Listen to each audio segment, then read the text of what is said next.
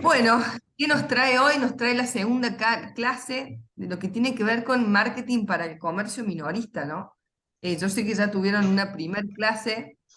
En esta, el temario, básicamente vamos a hablar un poquito de quién es nuestro cliente y ya van a ver la importancia en realidad de determinar esto con ganas y con ímpetu, porque a veces son por ahí papeleo que uno dice: "Oh, es innecesario ponerme a detallar clientes". Bueno, realmente vamos a ver durante la charla de hoy que realmente es muy importante y marca la diferencia a la hora de poder hacer acciones, ¿no?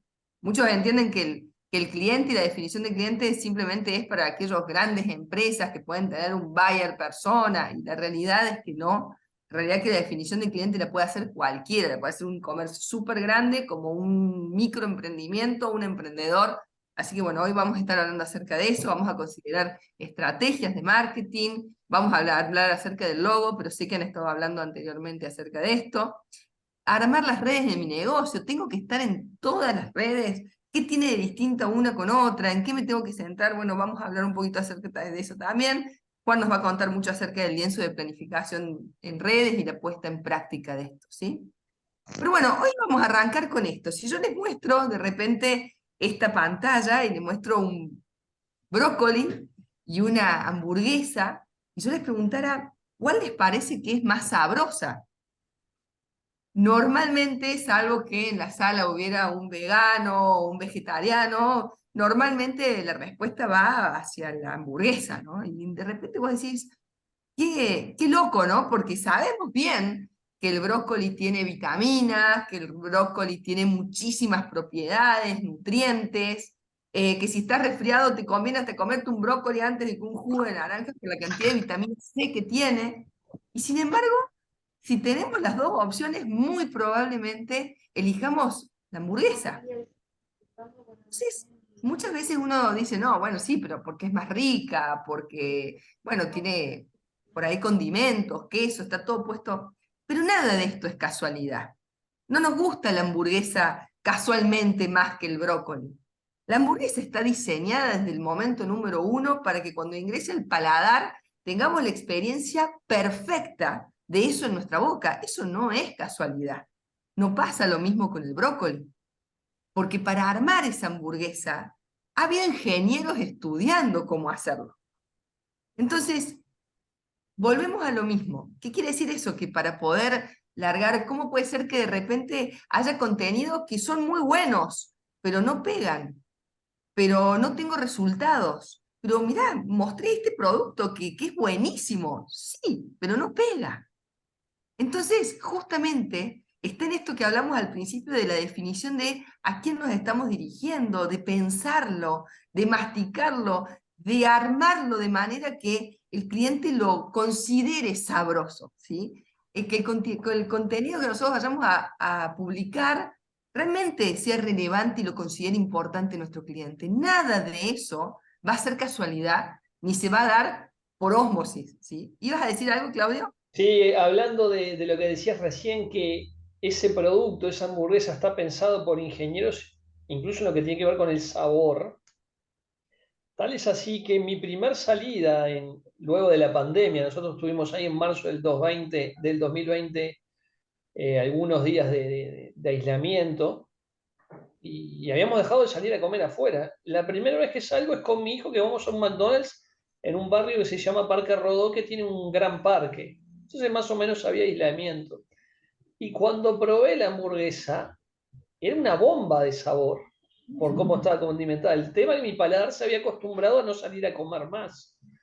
O sea que, como vos decís, lo viví en carne propia, lo descubrí producto de la pandemia y de haber dejado de salir a comer.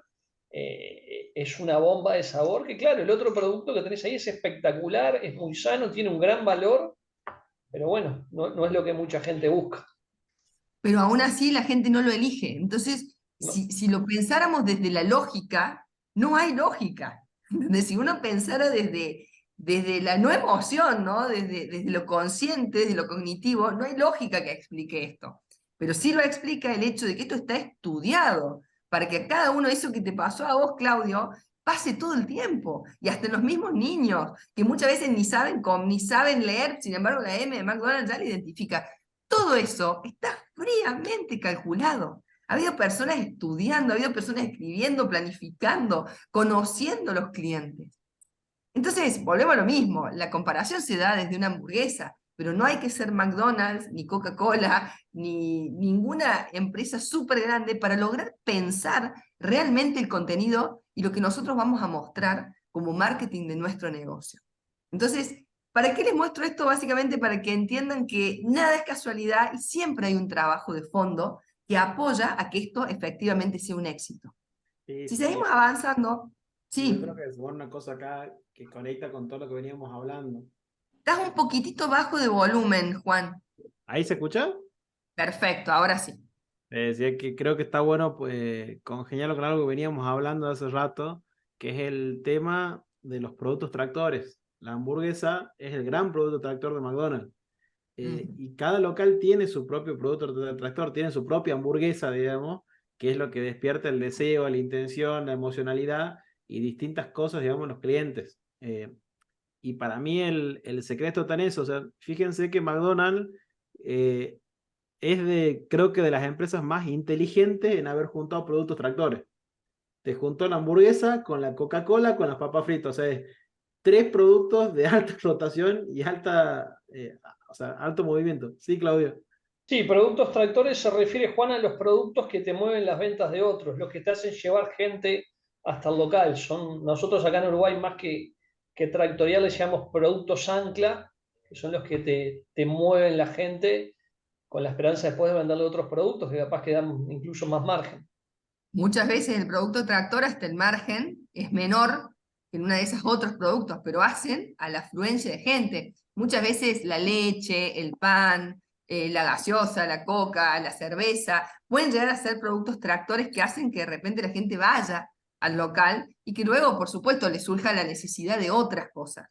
Pero bueno, de hecho están estratégicamente dispuestos también en los supermercados. No es casualidad que los productos de mayor demanda están al fondo. ¿Para qué? Para que vos tengas que atravesar todo el supermercado para llegar hasta ese producto ancla, y en ese trayecto normalmente surgen el resto de las necesidades de esas que vamos con un changuito chiquito y de repente explota, y bueno, porque tuvimos que pasar durante todo un trayecto hasta llegar a esa leche que entramos a buscar.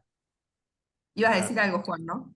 Sí, o sea, le decía una cosa más de interesante. Cuando uno mezcla un producto tractor y lo transforma en un nombre, en una identidad que sea única, se generan resultados explosivos.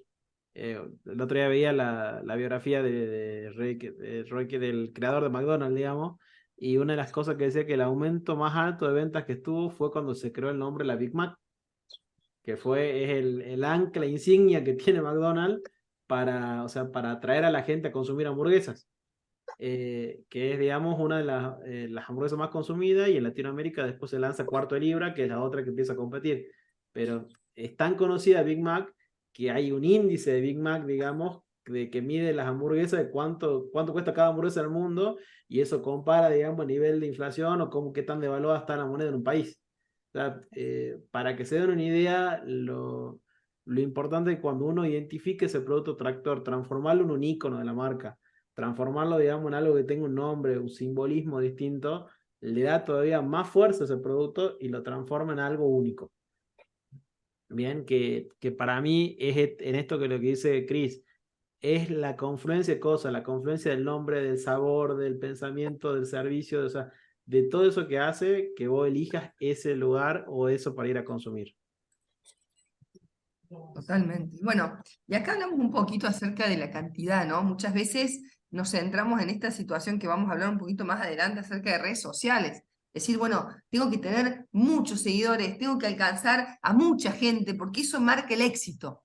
No necesariamente, no necesariamente. Necesitamos las personas que tengamos que sean seguidores, que realmente se interesen por nuestra marca, que en definitiva esto se logre traducir en una compra, en un interés real. Entonces muchas veces no es necesario, como dice acá este chiste, tenía 2000 amigos en Facebook, pensé que habría más gente acá, en el funeral hay 4.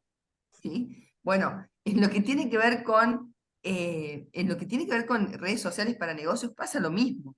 A veces nos vamos de eje pensando en que, bueno, de repente tener 1 millón de seguidores en Instagram nos hace mejores marcas. Y no es necesariamente eso, porque de repente tenés 1 millón de seguidores en Instagram, pero sacás una publicación, una historia, y lo ven 90 personas, y evidentemente no valió mucho la pena que tenga semejante cantidad de personas que seguramente llevó mucha energía llevar a eso. Entonces, no importa la cantidad, sino más bien la calidad de los seguidores y de los links que nosotros vayamos armando como marca a través justamente del marketing. Sí, en Y eso en te esto, sumo, sí, Cris, una cosa que es clásica. Nosotros vemos un montón de locales cuando van a hacer marketing para negocios, que lo primero que se hacen son sorteos. Bien. sí. Y los sorteos, si uno le pone plata y hace todas las cosas y no lo lleva a una motivación que realmente conecte con la marca, se transforman en lugares en donde entran personas, pero es un tráfico inocuo. O sea, es que no genera absolutamente nada en la marca, pero genera sensaciones, digamos. Alto 230, 56, sí. Siempre decimos Apá, en esta parte, ahí ya veo el tema de micrófonos, lo importante, digamos, Eran esas tetas, por ahí a la madre. ahí está. Lo importante que tiene que ver, digamos, de cómo vamos compatibilizando esta parte de o sea, el tráfico pagado con lo que realmente es orgánico. Y que aquello que paguemos realmente sean cosas que valgan la pena y que generen comunidad. Porque en definitiva, las redes sociales, el hacer marketing para los negocios, lo más importante es generar comunidad y que esa comunidad compre. Bien. Y a veces, yo siempre le digo, hay campañas que uno la mide por decir, tuve 1000 me gusta. Yo la verdad que las campañas las mido por cuántas conversiones termina generando la venta. O sea, es cuántos mensajes me generó de contacto, cuántos de esos mensajes de contacto me generó, digamos, una relación con el cliente y cuánto me terminó cerrando en una venta. Bien. Y ahí viene otro tema que es esta confusión. Se confunde el marketing con la comercialización, que son dos cosas que tienen que estar sí en comunión, pero son dos áreas distintas que tienen que interactuar y que uno tiene que ver. O sea, nos pasa mucho que quiero poner una campaña para que llegue a mucha gente, pero no tengo a nadie que conteste del otro lado. ¿Y de qué nos sirve hacer una campaña si no va a haber nadie que va a contestar? Tal cual, tal cual. El resultado final ahí siempre tiene que ser ventas, ventas, nuevos clientes. totalmente. El proceso muchas veces en estos casos tiene que ser inverso, es decir, empezamos por prepararnos nosotros para después poder largar este tipo de campañas, porque si no, hasta termina siendo contraproducente, ¿no?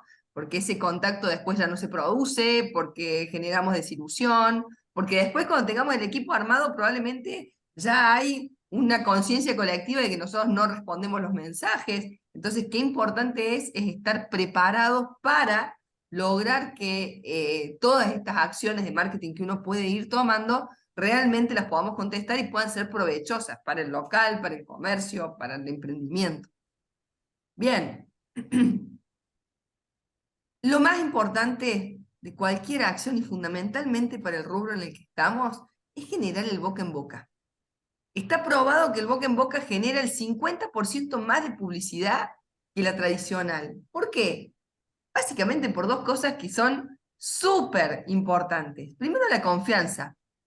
Es lo mismo que yo te muestre un comercial a que venga tu mejor amigo, un comercial de shampoo, a que venga tu mejor amigo y te diga, no, no, cómpratelo, no sabes lo bueno que es. ¿En quién vamos a confiar más? ¿En la publicidad o en este amigo que me trajo el shampoo que anda fantástico? Seguro que en tu amigo. Y además, en la focalización. ¿Qué es esto de la focalización? Básicamente es algo que todavía las redes sociales, si bien se ha logrado evolucionar muchísimo en la focalización, en la segmentación, ahora nunca va a poder segmentar la focalización que puede hacer una madre al recomendarle a algún hijo, un amigo a otro amigo, un vecino que conoce la necesidad puntual que tiene esa persona. Entonces, es increíble cómo podemos llegar a manos de una persona que realmente nos necesita. Y eso solamente lo sabe un amigo, un vecino o alguien que compartió el problema. Entonces, qué importante es de repente recibir, no es lo mismo recibir un mensaje de un comercio que vende Coca-Cola y que, bueno, yo estoy en mi día normal, a una persona que un amigo le comparte la promo de Coca-Cola de este comercio justo que ahora viene el cumple de tu hijo. Fíjate, hizo una segmentación perfecta. Eso básicamente es el boca en boca. Y se puede generar tranquilamente a través de acciones de marketing. Lo más importante acá de vuelta es entender qué vamos a promocionar, cómo lo vamos a hacer, cómo vamos a llegar a nuestro cliente, y básicamente se da a partir también del conocimiento de nuestro cliente. Si Liz, seguimos avanzando, sí, acá en esto de generar boca en boca, el héroe, ¿quién tiene que ahí te ser? me cortaste, Juan. ¿Ahí se corta? No, creo que vos estás con problemas de A conectividad. ver, no se te escucha. ¿Alguien más lo Yo, yo, escucha o soy yo? yo lo escucho bien, Cristina. Yo lo Ah, escucho mira, bien. porque a vos te escucho perfecto, pero a él no. Bueno, a ver, Juan, Cosa de la tecnología. ahí está, ahora sí. Te decía que en esto del boca en boca, digamos, ¿quién tiene que ser el héroe? ¿Nosotros o el cliente? El cliente siempre. El cliente tiene que ser el héroe que comparte. Ahora, por supuesto que tiene que haber algo para compartir. ¿Por qué es tan importante esto? Porque el cliente no va a compartir algo que lo vea mal, de hacer ver mal a él, ¿no? El cliente va a compartir algo que efectivamente lo haga ver bien, o lo que se llama de estatus, o de profesionalización, o de simplemente estar a la vanguardia en algo. Entonces es importante que entendamos que nosotros vamos a ser héroes, pero ¿a través de quién?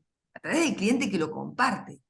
Y para que el cliente llegue a compartir eso, tiene que tener eso que va a compartir, algo que lo haga ver bien a él. Nosotros no vamos a compartir algo que de repente nos haga ver mal, o que nos haga ver que estamos buscando cosas que no nos suman en nuestra imagen. Entonces, qué importante es entender que hay que llegar a eso, ¿no? A que el cliente tenga ganas de compartir. Y para eso, el contenido que nosotros hagamos tiene que ser algo que lo haga hacer bien. Esa era la pregunta, Juan. Totalmente, porque eso nos da pie a lo que seguimos. Esto nos ayuda Exacto. a entender mi cliente, o sea, cómo es mi cliente y los desencadenantes de mi cliente. A ver, ¿por qué decimos esto y que son llaves maestras? Si uno entiende que el cliente es el que tiene que ser el héroe y no nosotros somos los que lo acompañan a ese héroe en ese camino, en esa gesta, viene la segunda parte divertida de esto, de que tenemos que ver la manera o la forma de cuál es el enemigo en común, a qué nos estamos enfrentando. ¿Bien? Entonces, a ver, y ahí es donde yo digo que es esto de entender al cliente y conocerlo. Vos te encontrás que el enemigo común puede ser la fiaca, que el enemigo común puede ser, digamos, el no querer pensar en la comida para mediodía, que el enemigo común puede ser el desayuno de los chicos, que el enemigo en común puede ser, digamos, no sé, la falta de agua, como tuvieron ustedes problemas en esta época. Hay un montón de enemigos en común que van surgiendo en el día a día, o hacer dieta, por ejemplo, para lo que se sienten pasado peso. Entonces, cuando vos encontrás el enemigo en común de los clientes que te siguen, ahí es donde uno empieza a generar un mensaje de valor, porque empezás a escribirle a ese cliente en donde vos le decís, bueno, yo te voy a ayudar a que el entrenamiento esta semana tuyo tenga los mejores resultados en tu cuerpo. Vení, llévate, ponele el mix de barrita saludable con la bebida energética o con el Gatorade, digamos, para rehidratarte. Eh, yo no te estoy diciendo que yo te doy la solución. Te estoy diciendo que te quiero ayudar a tu gesta, a lo que vos estás haciendo, al problema que te estás enfrentando. Eh, y eso es fundamental, digamos, en esta parte de entender, digamos, que nosotros acompañamos al cliente. Ahora, para esto tenemos que conocer más sobre el cliente. Entonces, ¿qué tenemos que conocer del cliente? La parte demográfica, che, ¿qué edad de clientes tengo? ¿De qué género son? ¿Están casados? ¿Están solteros? Digamos, digamos, son personas que dan empleo, son personas que trabajan para, ¿bien? ¿Qué rol de Juan, ¿y compra tiene? cómo haces si yo soy comerciante y de repente te puedo decir, no, pero es que yo tengo mujeres, tengo varones, tengo empleadores, tengo empleados? ¿Cómo haces para segmentarlo y para decir, bueno, este es mi cliente tipo? Bien. A mí me pasa siempre cuando hacemos esta pregunta que lo más fácil es decir le vendo a todo el mundo. Mm. Bien. Y la realidad es que, y eso tiene que ver con una parte que hemos puesto antes, que tiene que ver con la focalización. Es, no le vendes a todo el mundo. Podés tener ventas esporádicas de personas que caen random. Puede pasar. Eso con todo negocio y comercio pasa. Pero los que sostienen tu local es una clientela fija que tiene una característica definida y segmentada. Bien. Y yo siempre digo ahí, sí, Claudia. El 80% de tu facturación te la va a dar el 20% de tus clientes. Ese 20% Exacto. de clientes es el que tenés que conocer. Yo acá en Cambau he conocido algunos socios que comparten barrio y que comparten calle, que de casualidad no comparten cuadra. Y uno tiene un surtido y otro tiene surtido. ¿Por qué? Porque los surtidos, a ver, mucho del surtido coincide. Coca-Cola no te puede faltar, leche con Aprole no te puede faltar, agua Salus no te puede faltar. Pero hay pequeñas partes de surtidos que las adaptan a ese 20% de los clientes que te hacen el 80% de la facturación. Por eso la importancia de conocer a los clientes y no poner en la góndola cosas que no se venden.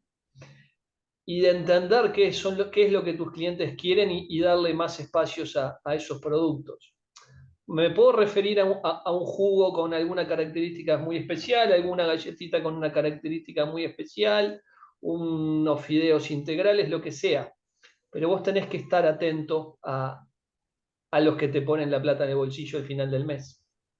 Totalmente. Y ahí es donde para mí viene esto que charlamos con Cris, ¿sabes? Cuando vos te das cuenta de ese 20% que es el que te genera la facturación, cuando empezás a descubrir que hay un patrón de consumo, ahí es donde empezás a ganar la batalla, porque a partir de eso es donde empezás a hacerte estas preguntas que te determinan cómo es tu cliente, ¿bien? Y un poco esto que nosotros le mostramos es la construcción de un buyer persona, o sea, ahí estás construyendo en qué característica tiene, qué es lo que busca, qué es lo que le llama la atención, dónde lo vas a encontrar. Porque el secreto de los negocios no es crecer el 80% que llegue al local, que llegue más gente random. El secreto de los negocios es que ese 20%, que es el que te genera la base monetaria del comercio, crezca más, porque ese es el que te va a permitir, digamos, a vos ampliar en demanda, ampliar en cobertura y que pueda llegar a más personas. ¿Bien? Pero bueno, ahí muchas veces está la gran confusión que tiene la mayoría de los locales y sobre todo en lo que nosotros llamamos que kioscos, almacenes, generalmente están dentro de lo que se llaman océanos rojos. O sea, todo parece que son lo mismo. Pero acá, como le dice Claudio, eso no es así. No son lo mismo. Tienen variaciones, digamos, en los mix de compras que hacen, que el aprender sobre cuáles son esas variaciones en específica que funcionan para tu cuadra, para tus 9 manzanas a la vuelta, está el secreto del negocio. Y a partir de ahí, una vez que lo vas aprendiendo, está empezar cómo vas haciendo la expansión, digamos, hacia adelante. Para mí, digamos, lo fundamental es eso, Cris. O sea, es hacer ese análisis puertas adentro, es definir, digamos, de esa manera qué es lo que, quiénes son esos 20%, quiénes son, yo les llamo los clientes fieles, ¿bien? Y dentro de los clientes fieles, yo le digo que en la categoría de clientes fieles, para mí hay dos extremos. El que ama, que todos tenemos una señora, un señor o alguien que dice que ama tu producto, ama lo que haces, que le fascina, que está en todas las cosas que vos haces, que quiere seguir estando en lo que vos hagas. ¿Bien? Es el club de fans. Exactamente. El club de fan no te sirve para determinar cuál es la característica más específica que tenés, digamos, de lo que haces distinto. Pero el club de fans sí lo que te define muchas veces es cartera de producto, es especificaciones, digamos, de qué cosas de servicio son las bases que atraen y que se pueden mantener. Entonces te dan esas cosas bases que nos sirven. Sí, Claudio. Sí, y esas bases son las que no puede fallar. A veces el ancla o el tractor, como hoy hablábamos de la hamburguesa McDonald's, te lo dicen, hay socios que te lo dicen, no, lo que me trae gente acá es la higiene y la pulcritud de la fiambrería, o la calidad de mis frutas y verduras, o porque tengo panificados que el resto del barrio no tiene. Son esas bases que tenés que cuidar a muerte porque son los que hacen que algunas personas del barrio, obviamente no todas, hagan un esfuerzo de traslado hasta tu negocio. Totalmente. Y en eso de ese esfuerzo muchas veces, también a veces se confunden esto que no significa vender barato. Bien, a veces, digamos, la parte de oferta termina, digamos, generando lo contrario y esto de entender al cliente muchas veces nos lleva a que la venta, los productos no estén baratos y uno compita por otro tipo de atributos que tiene en el servicio y que lo pueda hacer distinto. Que reitero, este grupo que son el club de fans, lo que le van a dar a ustedes son las palabras que llaman atención a más gente así. Mientras que el otro, que es lo que yo le llamo básicamente el que creías que nunca iba a ser tu cliente, que es básicamente el otro extremo de la curva, de cuando uno hace las curvas de probabilidad, el que vos crees que nunca te hubiera comprado y te compra, que vos decís, por ejemplo, vos tenés un kiosco que está en pleno centro y te viene un punk que compra todos los días en tu kiosco. Bien, que vos decís, ¿qué tiene que ver el punk en mi kiosco? Bien, bueno, el punk por ahí lo que te va a contar es que él ve un atributo en lo que tiene que ver, digamos, en el tipo de servicio, en lo que vos vendés, etcétera, que lo remarque, te lo va a decir, mira, esto que vos haces es excelente y por eso te compro. Te marca en dónde sos excelente y qué es lo que te hace diferente, te marca los diferenciales del negocio.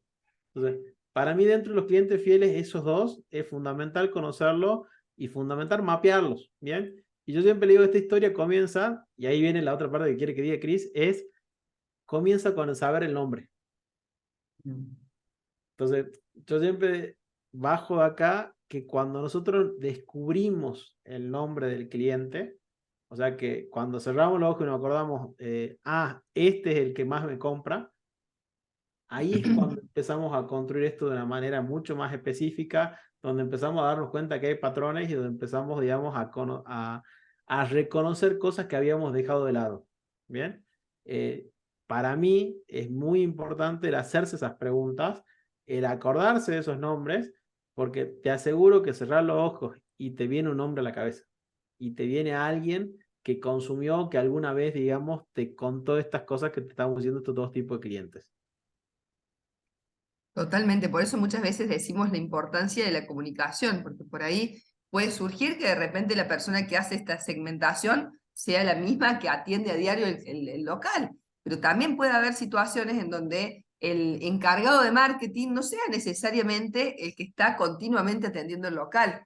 Entonces la comunicación y la información que debe fluir ahí es realmente muy importante porque va a determinar el éxito o no, por ejemplo, de campañas de marketing. Entonces, realmente la comunicación pasa a ser fundamental. Entonces, cuando pensamos un poquito en esto de cómo armar contenido y cómo darle valor social a este contenido o a estas acciones de marketing que nosotros podamos ir tomando, hay algunas preguntas que nosotros nos podemos hacer justamente para generar esto que hablábamos recién, del cliente como héroe, del boca en boca, que realmente es lo que a nosotros hoy nos suma y nos focaliza y nos ayuda básicamente a la concreción de ventas y al aumento de clientes más fieles. Entonces son preguntas como, ¿cómo podríamos hacerlo sentir a nuestro cliente inteligente, especial, conocedor? Hay muchas técnicas para hacer que el cliente de repente, cuando vos sabés perfectamente quién es tu cliente, le podés brindar determinado servicio o hablar de determinado producto que hace que de repente se sienta él importante a la hora de compartirlo con su grupo. Porque por supuesto que la persona que lo comparte es la persona que tiene un grupo que van a tener aficiones o gustos que muchas veces son parecidos. Entonces, es muy importante sentarnos a pensar cómo hacemos que nuestro cliente se vea inteligente, se vea especial al compartir este contenido con alguien. ¿Qué podemos hacer para hacer las cosas escasas o exclusivas? ¿Cómo? Porque, a ver, acá en realidad hay distintas razones por las cuales una persona compartiría contenido. Hablamos primero de esto de sentirse inteligente, especial, conocedor. Hay otra parte donde decir, bueno, tengo que compartir porque esto es exclusivo, esto se acaba, esto no va a ser para siempre. Entonces lo hace ver a esa persona como importante también a la hora de compartir cierta promoción que es por tiempo limitado, o porque tengo que inscribirme junto con mi amigo. Bueno, eso se hace ver como algo exclusivo. ¿Qué elemento de comportamiento puedo gamificar? ¿Cómo puedo hacer alguna promoción? La gamificación significa hacerlo un juego, hacerlo que de repente tengan que completar algo, tengan que jugar a algo. Eso también son contenidos que normalmente se comparten muchísimo y se viraliza mucho a través del boca en boca. Bueno, ¿cómo puedo hacer de mis promociones o de mi local o de la promoción de mi local algo con lo que se pueda jugar? Y después también, por supuesto, tenemos cómo podemos mostrar en lugar de decir los atributos de nuestro producto, ¿no?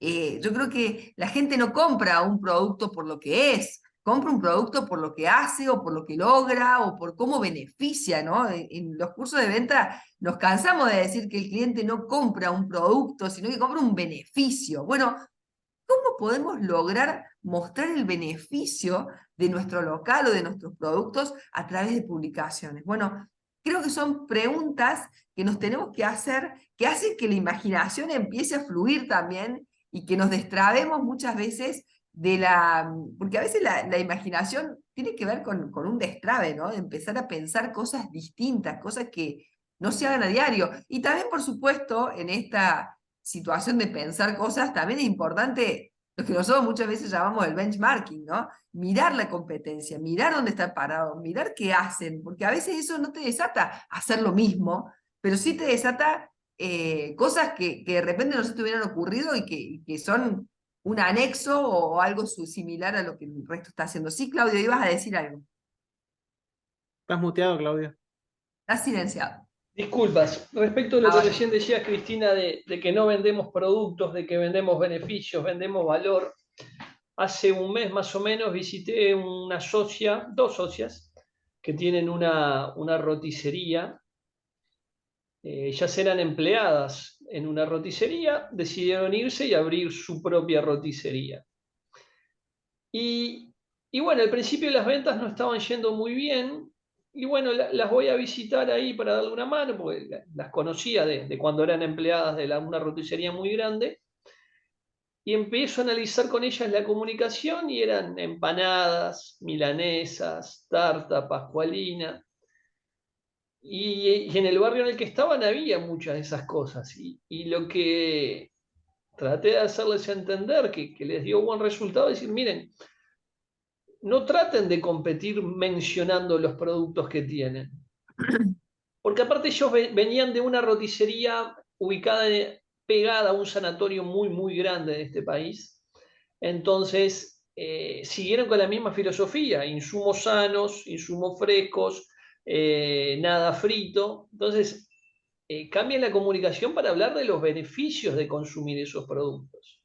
Entonces, en vez de decir vendo empanadas, vendo pascualina, vendo milanesas, vendo tarta, decir vendo salud, vendo sabroso pero sano, y hablan de los beneficios de consumir esto. Es decir, eh, y, y bueno, no es fácil de entender al principio, pero después los resultados están a la vista, porque ¿cómo competís si no? Vendiendo Coca-Cola que todos venden, vendiendo una empanada que todos venden, no. Tenés que decir cuál va a ser el beneficio de por qué comer tu empanada. ¿Por qué visitar tu negocio? ¿Por qué tengo insumos frescos? ¿Por qué tengo insumos sanos? ¿Por qué lo hago al horno? ¿Por qué te va a caer mejor? ¿Por qué te va a alimentar más? Todo lo que rodea la empanada, la tarta, la pascualina, lo que vos tenés es el valor que vos tenés que comunicar. Totalmente, Simplemente Claudio, eso. de acuerdo con vos. Completamente de acuerdo. Está buenísimo el ejemplo que traes, porque esos son ejemplos clásicos y que muchas veces lo obvio no es tan obvio, ¿no? Y eso tiene que ver con la diferenciación. Es decir, nosotros recién hablábamos acerca del océano rojo y el océano azul, que no sé si todos conocen lo que significa, pero el océano rojo es cuando básicamente entras en una guerra de precios, cuando tenés tanta competencia que lo único que entendés que puede llegar a marcar la diferencia es el precio. Y ahí créeme que entras en una que normalmente salen todos heridos, porque llega un punto donde uno no puede sostener la baja de precios, nos cegamos tanto en esta competencia de ganar clientes que muchas veces perdemos de ojo lo que tiene que ver con la rentabilidad. Entonces, ¿cómo nos salimos de esa pelea? La única manera de salirse de la pelea del precio es diferenciándose por otra situación, por otra diferenciación. Entonces ahí sí es donde nos metemos en un océano azul, que es donde llamamos, donde de repente nuestros competidores pasan a ser otros, normalmente son menos, normalmente tenemos más posibilidad hasta de determinar precios. Porque cuando nosotros tenemos alguna diferencia, tenemos algún plus, un extra, ahí podemos llegar a hablar, a determinar precios. A ser nosotros quienes colocan los precios de nuestro producto y no guiándonos por una guerra de precios que se empieza a dar cuando no hay diferenciación. Entonces, importante es pensar, además de quién es nuestro cliente, por dónde nos queremos diferenciar. ¿Cuál va a ser nuestra beta? ¿Cuál va a ser nuestro punto distinto? Que a veces tarda, ¿no es cierto?, hasta que eso efectivamente entra en la mente del consumidor, lo hace un punto de valor para el consumidor y el consumidor empieza a encontrarle lógica a todo esto. Pero bueno, es un camino, un caminito que se va haciendo primero desde la conciencia y desde los objetivos súper claros. Porque cuando nos dejamos llevar en esto de, como dice Claudio, la empanada, hay 500 que hacen empanadas, algunos más ricos, otros más. Es más, probablemente si nos comparan con una empanada frita, probablemente les resulte más rica la frita que la nuestra. Pero si nosotros no somos quienes le damos valor a eso y hacemos que el cliente entienda de eso, bueno, efectivamente no vamos a generar nunca una diferenciación. Nosotros en una clase de Coca-Cola, cuando hacíamos otros programas, me acuerdo siempre de un almacén que decía que ellos se querían diferenciar a través del fiambre. Me dice, el fiambre que yo tengo es único. Además, yo cumplo con las normas, porque no todo el mundo, bueno, acá en Argentina sucedió en una época donde no todo el mundo cumplía con las normas de bromatología y de repente las heladeras estaban certificadas, o sea que vos estabas seguro que eso no había perdido nunca la cadena de frío. Nosotros me acuerdo, estábamos con Juan también y dijimos, bueno, ¿y cómo sabe el cliente eso? Porque lo que vos me decís es muy técnico, no. Y no sé, eso lo sé yo y yo estoy tranquilo conmigo mismo de que yo lo hago bien. Claro, pero el cliente nunca le va a dar valor si vos a eso no lo comunicás. Entonces, si enfrente tenés a alguien que te vende el jamón a 100 pesos menos, y bueno, se ve enfrente porque no conoce tu diferenciación, no conoce de la certificación de tu heladera que efectivamente le está dando un valor súper extra a este fiambre. Pero si no lo conocemos, no le damos valor. Entonces, bueno, No, tiene que ver un poquito con esto. Sí, no, Clau, disculpa. Lo que pasa es que se tiene que valorar uno como empresario totalmente, minorista primero, totalmente. que aplica el ejemplo que yo di, aplica el ejemplo que acabas de dar. Primero se tiene que valorar uno para después comunicar esos valores a sus clientes. Ahí yo te Completamente agrego de acuerdo. Pero es clave para ser competitivo. Juan, estás muy bajo, no sé si habías hablado. bien, sí, ahí yo te agrego algo que nos pasa comúnmente con los comercios minoristas, que esto que ustedes dicen valorar, muchas veces, digamos, le preguntamos si creen que son empresarios. Bien, y es una pregunta tan simple y tan sencilla que nos pasó que la mayoría de los cursos no se consideran empresarios. Bien, y nosotros le decimos, es más, si te comparan una configuración de startup o de empresas, si vos tenés una empresa más de un año, que es el tiempo de muerte generalmente que tenés, digamos, de una empresa, la mayoría lo supera. Si yo te Ese cuento es comparo brutal. Ese en, cuento que con- haces es brutal. en consolidación, que es de más de 5 años, la supervivencia de empresas de más de 5 años es mucho más baja todavía. Entonces, es más, no sos un empresario, sos un empresario de madre, digamos, porque estás vivo. Y esa creencia de cambiarla, de entenderla, de interiorizarla y a partir de ahí redescubrirse y empezar a ver cuáles son tus diferenciales, vos sabés que son parte de los clics que empieza a dar la persona y empieza a reconocer, digamos, bueno, ¿qué hice distinto? Bueno, en realidad, ¿Y qué porcentaje de alumnos generalmente te dan la encuesta que te dicen no, no soy empresario? 70-80% en Qué general. disparate. Más, Sí, te voy a ser sincera, les cuesta decir empresa, mi empresa. sí. O sea, No es te mi dicen mi negocio, empresa, es mi kiosco, mi local. dicen mi local, mi negocio. Les cuesta hasta la Claro. palabra. A ver, y nosotros nos reímos porque no nos pasa solamente con comercio minorista que tienen que ver con consumo masivo, con esta parte. No, no, no. Locales de ropa, locales de zapatillas, o sea, Sí. esta cuestión, digamos, de que el comerciante está disociado del empresario, cuesta un montón y nosotros siempre luchamos, peleamos, decimos, son de las industrias más importantes que hay en el mercado porque son las que generan mayor cantidad de mano de obra. O sea, si no existe el comercio minorista, no existen las grandes empresas básicamente. No, no. Y nosotros en ese cuento le contamos, mucha gente no sabe, pero más del 70-80% de las ventas de multinacionales como Coca-Cola van en los comercios minoristas, no van en las grandes superficies. No, acá hay un número que siempre da Conaprole. Conaprole es la mayor empresa láctea de nuestro país. El 88% de su facturación se lo dan los comercios que no son cadenas de supermercados. Bien. Y eso no conozco otras empresas, pero sospecho que se puede traspolar. Totalmente, y eso es para nosotros lo crucial de entender también en eso el valor de lo que hacen y el valor que tienen en la comunidad. Pues después, muchas veces uno no ve el valor del almacén en la comunidad. Y vos Claro. decís, ¿qué beneficio tiene un almacén en la comunidad? Y a veces es una luz de noche cuando está todo cerrado, a veces es parte del que alerta cosas, a veces es el lugar donde la gente se concentra, puede dejar ciertas cosas de trabajo. O sea, tiene mucho valor en lo que puede hacer una comunidad. Y no, o sea, las veces que hemos visto casos de éxito de los almacenes y kioscos, la mayoría es cuando entendieron su rol en la comunidad. O sea, Claro. qué era lo que los diferenciaba en ese lugar donde vivían y cómo le sacaron provecho de eso. Yo me acuerdo que había uno que nos decía, mira, yo me diferencio en la comunidad con los partidos de fútbol. Y decía, ¿cómo? Sos un almacén, ¿qué tiene que ver con el partido de fútbol? Y me dice, yo estoy atento a todos los torneos que hay, digamos, de las inferiores, la sexta, la quinta, la cuarta, la primera y lo que se nos cruce. Porque cada vez que hay partidos y yo empiezo a detectar en los partidos si hace frío consumen tal cosa, si hace calor consumen tal cosa, yo incremento mi venta en un por 2, un por 3. Está muy bueno ese cuento. Y Eso que vos decís, yo nunca había tomado conciencia, Juan, en esa dimensión, pero sí recuerdo el caso de un socio que tenía un autoservicio grande, grande en zona céntrica, y él no había entendido su rol todavía, a pesar de que lo tenía hace ya más de un año, ¿no? Había pasado el periodo de mortalidad crítico.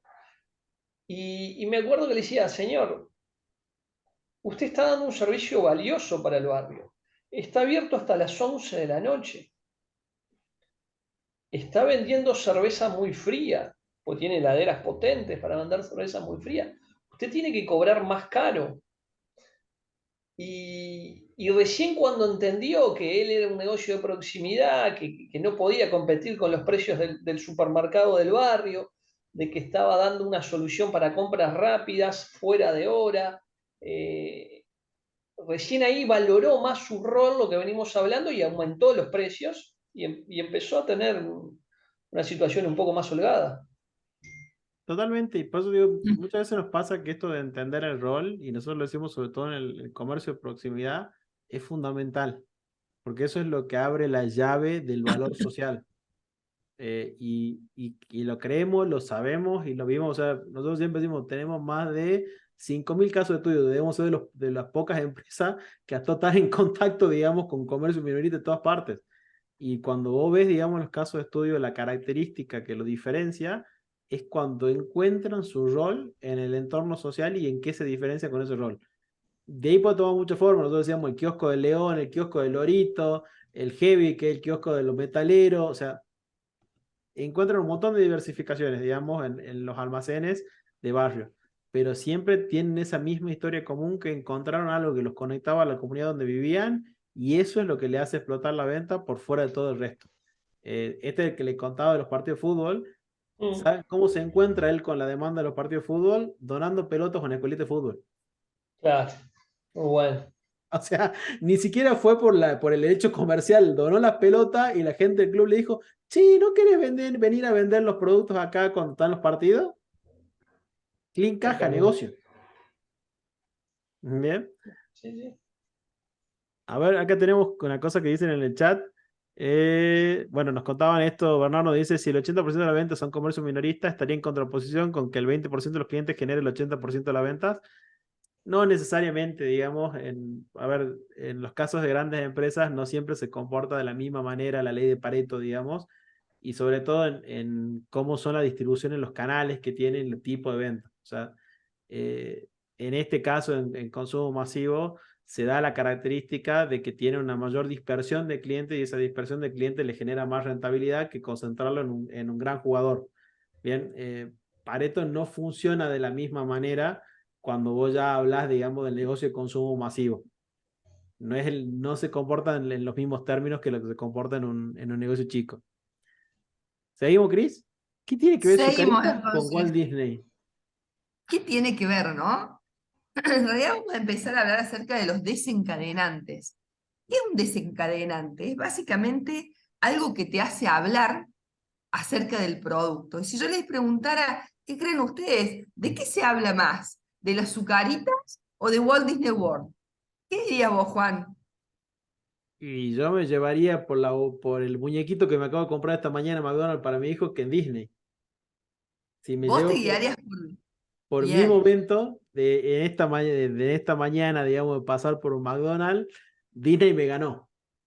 Bueno, bien. ¿Por qué? Porque buscó un desencadenante. ¿Cuál fue el desencadenante de Disney en ese momento? McDonald's, ¿sí? Ahora, El desencadenante normalmente es una situación. Entonces de repente yo le tengo que preguntar a ustedes cuántas veces al año desayunan. Yo les 348. podría decir, sí, porque hay un par ahí que una de esas no se desayune, ¿no? Pero son 348 veces en un año desayunamos. Ahora, ¿cuántas veces del año podemos ir a un McDonald's que justo esté algún muñequito de Disney? ¿O cuántas veces del año, y si quieren el año, diría, cuántas veces en nuestra vida planificamos un viaje o pensamos en estar en Walt Disney World? Entonces, el desencadenante, en el caso de las azucaritas, es diario, que vas a hacer el desayuno. Por eso hacen tanto hincapié de no te hablan de azucaritas como un tentempié, no te hablan de azucarita a la hora de ver una película, te están hablando de azucaritas a la hora de desayunar. ¿Por qué? Porque cada vez que vos te sientes a desayunar, hay una probabilidad que vos te acuerdes de azucarita. Entonces, ¿qué buscaron? Y buscar algo que se repite diariamente con nuestro producto. Normalmente esto funciona así siempre, ¿no? Se buscan desencadenantes diarios para que a vos, en la memoria, te surja de repente el producto. Si seguimos avanzando, Juan, vamos a ver ejemplos claros, que de repente si yo te digo, ¿cuáles son los desencadenantes del Fernet? ¿Qué me dirías vos, Juan? Para mí, más que la playa, es juntada, asado, bien, porque pienso en Fernet, pienso en juntada, perdón que lo digamos en términos lufardos argentinos, juntada de vagos, juntada de hombre, básicamente. La siguiente, digamos, estamos pensando en asado, y seguramente si es el asado, no sé si es aire libre, play, digamos, o algún tipo de videojuego, y por ahí va, digamos, el desencadenante que pensaría con el Fernet. Si pensamos en playa, en calor, ¿qué se le viene rápidamente a la cabeza? El ¿Cuál coso que se llama el protector solar. El... protector solar? Se te Aguante puede prote. venir a la cabeza la cerveza. Muchas veces la playa, el calor está asociado a la cerveza. Si hablamos de cine, ¿qué se le viene a la cabeza? Pochoclo. Tan así de asociado. Básicamente porque está hecho para que vos lo pienses así. O te me vas a decir que te vas a ir al cine, te vas a sentar en la butaca y no te vas a comprar el balde de pochoclo. Y por supuesto que esto tiene que venir con la coca, ¿no? De hecho, miren, es tan fuerte el tema de los desencadenantes y de cómo se asocia una cosa con otro, que acá en Córdoba, por ejemplo, hay varias cadenas de cine, ¿no? Hay una cadena de cine que usa Coca-Cola y hay otra cadena de cine que usa Pepsi. La cadena de cine que usa Pepsi es la Showcase. No sé si Showcase también está en Uruguay, pero No, Showcase usa Pepsi y las otras que no son tan fuertes, porque la más fuerte es Showcase, por lo menos acá, usan Coca-Cola. Y si vos me preguntás a mí, ¿con qué asocio el pochoclo? ¿Con qué queda más rico el pochoclo? Y mirá que soy una ferviente defensora de Coca a morir, sin embargo, el pochoclo me gusta con Pepsi. Y vos decís, ¿cómo? Y claro, porque Pepsi estuvo en ese momento cuando uno comía el pochoclo en el cine, etcétera, etcétera. Entonces, esos son los desencadenantes que empiezan a tener presencia en nuestra cabeza y que hace que de repente logremos, en nuestro caso, en los casos de los comercios minoristas, aumentar el ticket. Porque si nosotros logramos empezar a entender los desencadenantes de nuestros clientes, sabemos perfectamente qué ofrecer y qué mostrar. Y estar más presentes en la vida de nuestro cliente. Nosotros se hizo un estudio, bueno, si seguimos avanzando, Juan, bueno, por esto también, ¿por qué Kit Kat a nivel mundial se quiso asociar al café? ¿Decís Kit Kat, Cristina, café? Sí, disculpas, yo me tengo que retirar. Tenía hasta 4:30, ahora tengo una reunión. Así que bueno, les agradezco por la clase de hoy, súper interesante. Me despido de los alumnos y terminaré de ver el resto de la presentación en el canal de YouTube. dale, Claudio, por supuesto, ahora vamos a meter primero y llegamos a fondo con Juan. Espectacular, saludos. Nos vemos. Gracias. Chau, chau. El Kit Kat se asoció al café, ¿por qué? Y porque el café es algo que normalmente nosotros tomamos a diario. Entonces, si cada vez que yo tomo un café pienso en un chocolate, qué mejor que sea Kit Kat. Entonces, esto es básicamente va asociado a algo que nosotros hacemos diariamente para que nuestra mente rápidamente empiece a traer ese producto. Lo que hay Entonces, que pensar, sí. vos me decís, a ver, traduzcamos para un comercio. ¿Yo me puedo asociar a hacer la solución de los almuerzos como un kiosco o un almacén? Sería fantástico. Sería fantástico, porque cada vez que yo tenga que almorzar, me voy a acordar de vos, y cada vez que alguien me diga, estoy podrida de pensar en los almuerzos, lo primero que se me va a ocurrir es tu comercio. ¿Por qué? Porque solucionan los almuerzos. Perfecto. Entonces, Ahí eso viene esto genial que nos dice los desencadenantes, nos podemos asociar con los almuerzos, con los desayunos, con los eventos, con la fiesta, con los regalos, o sea, podemos buscar muchas ocasiones de consumo que generen la compra de lo que yo vendo. totalmente. Así funciona justamente en que estemos más presentes. Entonces, cuando se asocia algo de nuestra vida real, es cuando nosotros vamos a tener ese producto más vigente en la cabeza. Si Lo vos que seguís hace avanzando, este que dijo Claudio, che, quiero tomarme una cerveza fría, pienso en ese local que tenía cerveza fría a las 12 de la noche, digamos que te cuesta seguramente un ese día montón. que haga mucho calor, totalmente, piense, no se te ocurre a otro que ese, ¿no? Y probablemente hasta pases por enfrente de un súper, pero digo, no, voy a ese porque sé que la temperatura de la cerveza es única. Bien. Entonces, eso básicamente es un desencadenante. Bien. ¿Qué tenemos que pensar? ¿Cuándo? No se trata de la frecuencia, se trata de venir a la mente en el momento correcto a nuestro cliente. ¿Quién queremos que piense en nosotros? Que básicamente es lo que hablamos hasta ahora acerca de la definición de cliente.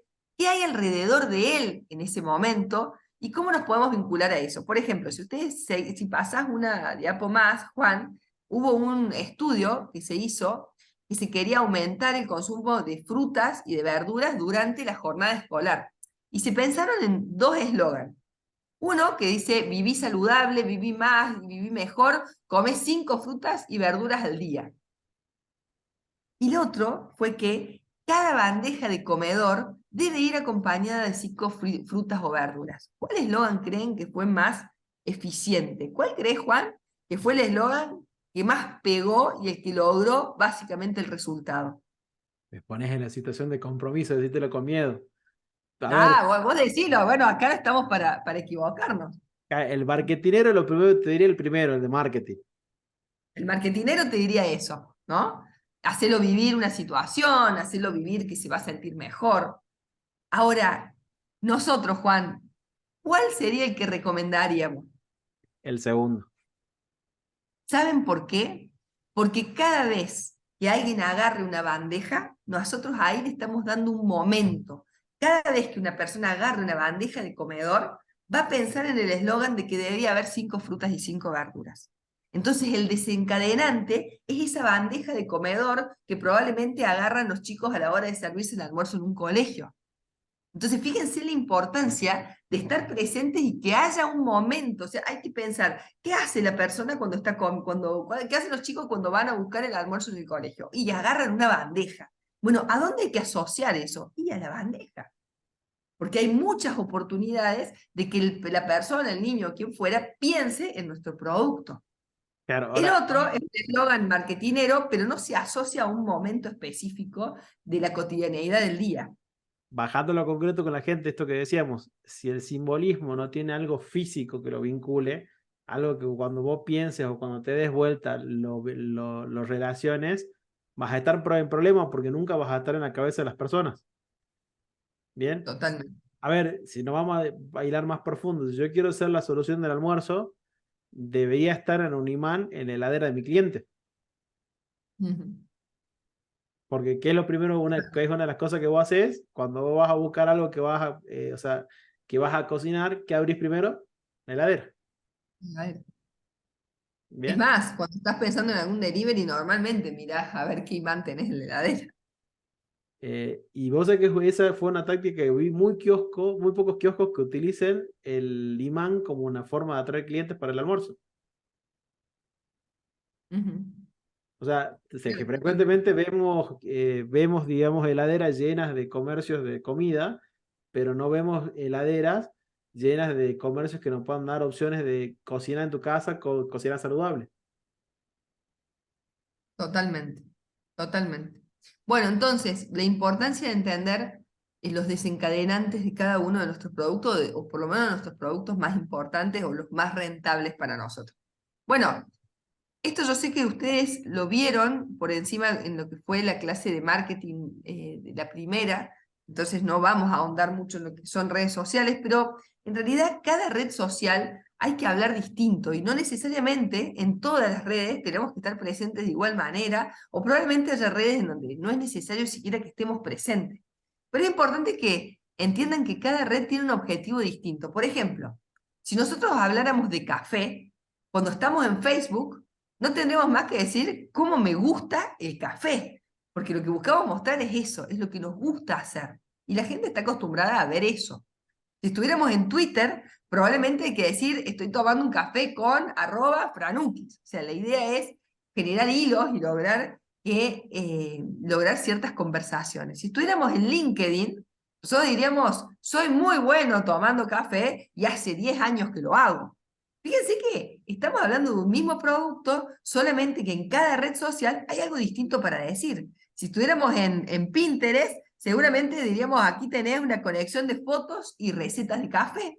Si queremos hablar de Instagram, normalmente haríamos una foto vintage mía tomando café, porque básicamente lo que venden en Instagram es eso. Y si estuviéramos con YouTube, seguramente sería, mira cómo hago el café, este es el paso a paso de cómo se hace. Fíjense que de un mismo tema, en cada red social lo hablamos de manera diferente. Entonces, si seguís avanzando, Juan, ¿en qué redes tenemos que estar? Básicamente, en las redes en donde más tiempo pase nuestro cliente. Volvemos a lo mismo de conocer el cliente, conocernos lo que hace nuestro cliente, los hábitos de nuestros clientes, la edad de nuestros clientes, porque cada red social tiene una rango etaria distinta. Aquellas en las que están menos saturadas en tu rubro, también busquemos de nuevo el océano celeste, y aquellas que les permitan a más clientes nos conozcan. Listo. Seguimos abajo. Sí, Hasta acá llegamos, pues son las y 35. O sea, perfecto. me encanta que nos quedemos con esta pregunta, porque esta pregunta es la base del próximo webinar. Por el próximo webinar vamos a ver justamente la pregunta, ¿en qué red debo estar? Perfecto, llegamos justo entonces, de Bien, 10. entonces con esto vamos a ir hacia eso de pensar que en qué red tenemos que estar a futuro, dónde tenemos que posicionarnos a futuro, porque eso es lo que nos va a permitir a nosotros, digamos, con esta primera parte de entender de cómo hacemos el contenido en redes, planificar y empezar a pensar, digamos, cómo crear el contenido para cada red social. Perfecto, entonces. Muchísimas gracias a todos por participar. 4:36, 16:36.